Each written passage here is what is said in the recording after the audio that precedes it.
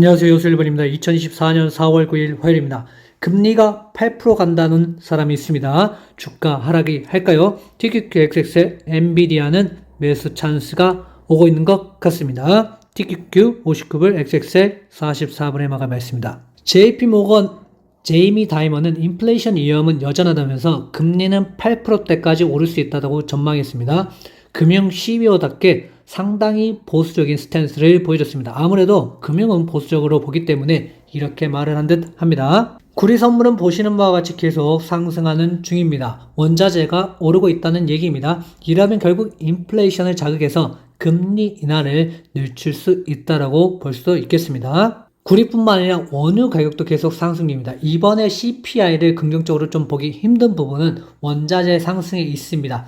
이렇게 지금 원유 가격도 계속 상승을 하고 있기 때문에 소비자 물가지수 CPI의 상승 가능성을 어느 정도 점칠 수 있겠습니다. 중소형주도 조정을 받을 수 있기 때문에 조심하셔야 된다고 보고 있고요. 다만 대선 전이기 때문에 돈은 계속 많이 풀릴 수 있습니다. 그래서 주가는 계속 상승할 수도 있으니까 너무 무서워할 필요까지는 없을 것 같습니다. 지금 CPI 눈치를 보면서 지금 계속 보합 중입니다. 눈치 보기 장세가 계속 지속될 것 같고요.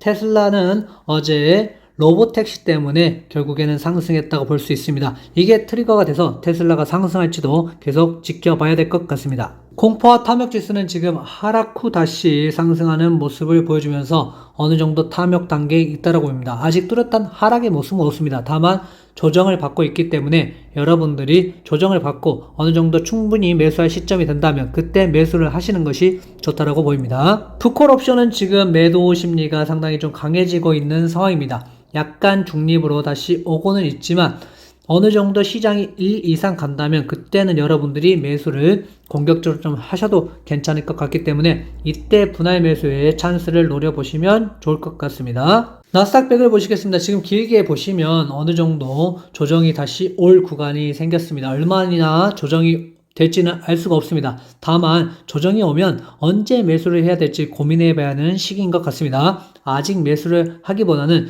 지금을 관망을 하면서 또 모를 하락과 조정에 대해서 준비를 하시면 좋을 것 같습니다. 1차적으로 17,420 정도 이 정도면 충분히 지금 약간의 1차 매수를 하셨다면 2차 매수는 이 정도 한번 생각을 해보시면서 여러분들이 접근하시면 좋을 것 같습니다. S&P 500도 지금 상당히 많이 상승을 했습니다. 그래서 아직 하락의 시작은 아닙니다. 하지만 건강한 조정이 온다면 약 5,000포인트까지 올 수 있습니다. 그래서 5,000포인트 정도 온다면 그때는 여러분들이 분할 매수를 시작해도 좋을 것 같고요. 지금은 간간히 여러분들이 보초병을 세워보는 것까지 좋겠지만 지금 풀 매수로 들어가기에는 너무나 위험한 구간이다 라고 보입니다. 나스닥 종합을 보시면 지금 이렇게 7월 달에 하락했을 때 보면은 RSI가 이렇게 낮아지는 모습, 고점도 낮아지고 저점도 낮아지는 모습을 보였고요.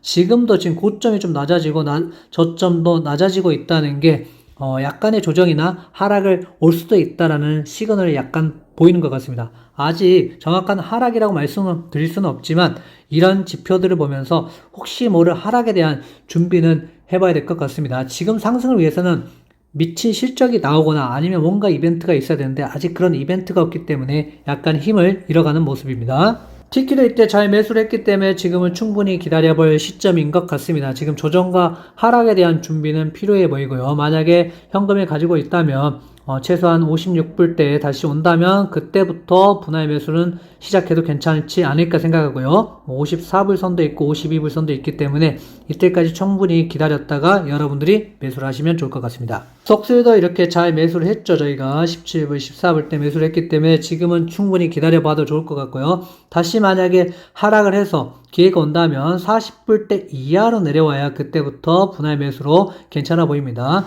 40불도 있고요. 35불, 30불도 있기 때문에 결국에는 이렇게 다시 피라미드가 형성돼서 비중을 확대해가면서 여러분들이 매수를 하시면 좋지 않을까 생각해 보고 있습니다. 엔비디아는 지난번에 이렇게 400불에 매수했듯이 이렇게 우리가 그물을 쳐놓고 기다리는 겁니다. 855불에 1차 매수 하셨다면 782불이 올 때까지 724불, 665불이 올 때까지 기다렸다가 분할 매수를 하시면 좋지 않을까 생각하고 저는 이때가 온다면 다시 비중을 좀씩 엔비디아의 비중을 늘려갈 생각입니다. 엔비디아도 마찬가지입니다. 39불에 매수를 했으니까요. 34불, 30불, 26불이 올 때까지 기다렸다가 비중을 확대해가면서 매수를 진행을 해주시면 좋지 않을까 생각하고 이렇게 온다면 쭉 매수를 할 거고요. 밑으로 더 내려올 수도 있기 때문에 현금은 항상 쓰시는 게 아니라 준비하셨다가 이렇게 큰 하락이 올 때도 준비를 하셔야 됩니다. 이렇게 하락이 온다는 게 아니고요.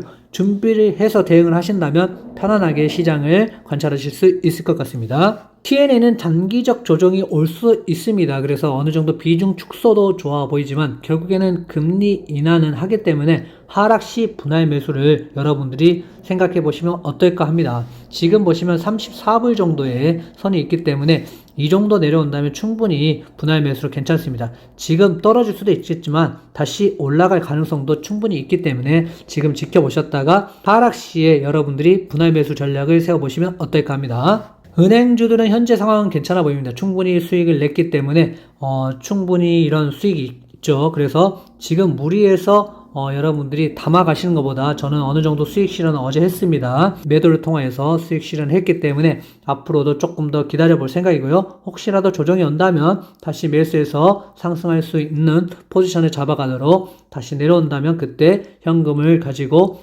다시 한번 담아갈 생각입니다. 구독, 좋아요 부탁드립니다.